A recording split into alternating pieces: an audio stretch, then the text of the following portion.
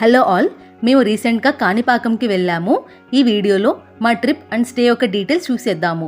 ముందుగా మేము హైదరాబాద్ టు వేలూరు వెళ్ళే బస్సు కర్నూలులో నైట్ 11 o'clockకి ఎక్కాము. చిత్తూరు రీచ్ అయ్యేసరికి మార్నింగ్ మాకు 6 o'clock అయ్యింది.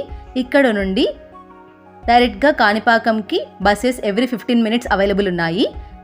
Chittoor to Kanipakam ½ an hour distance ఉంటుంది.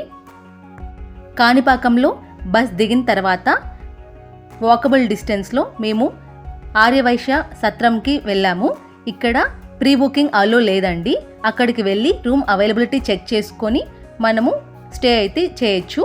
మాకు సింగిల్ రూమ్ అవైలబిలిటీ దొరికింది, సో మేము సింగిల్ రూమ్ తీసుకున్నాము. ఇది ఆర్యవైశ్య సత్రం యొక్క ఆఫీస్ రూమ్. ఇక్కడ చూసినట్టయితే మనకు సింగిల్ కాట్, డబల్ కాట్ అని చాలా ఆప్షన్స్ ఉన్నాయి. ఇక్కడ బాల్కనీ వ్యూ ఇది.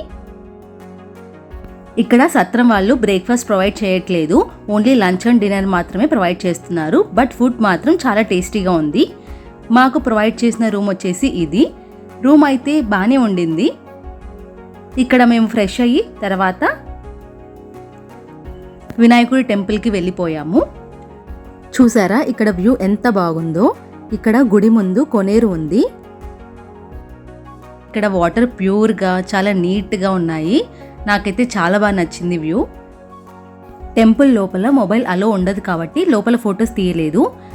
కాణిపాకంలో దర్శనం అయిన తర్వాత మేము అరుణాచలం వెళ్దాం అనుకున్నాము. మరి అరుణాచలంకి కాణిపాకం నుంచి ఎలా వెళ్ళామో నెక్స్ట్ వీడియోలో చూసేద్దాం. వీడియో నచ్చితే do like, share and subscribe. Thank you.